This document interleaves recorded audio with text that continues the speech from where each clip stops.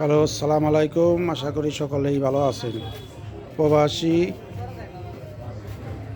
প্রবাসীদের উদ্যোগে প্রবাস থেকে কিছু অর্থ আসার কারণে আমরা এখানে গরিব দুঃখীর মাঝে কিছু পান বিতরণ করা হবে।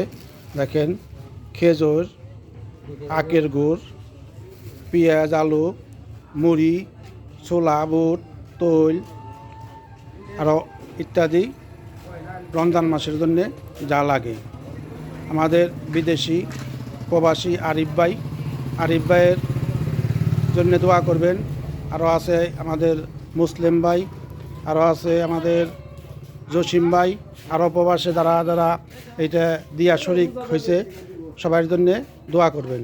সবার জন্য দোয়া করবেন। প্রবাসীরা জানি প্রতি বছর এরকম করে দিতে পারে, এরকম করে আপনাদের মাঝে দিতে পারে, পান বিতরণ করতে পারে।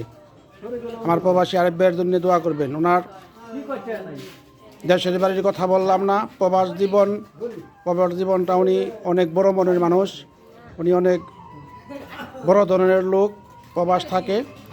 ওনার আল্লাহ পাক কিছুদিন আগে একটা ছেলে দান করছে, ওনার ছেলের জন্য দোয়া করবেন, ওনার জন্য দোয়া করবেন, ওনার ফ্যামিলির জন্য দোয়া করবেন সবাই।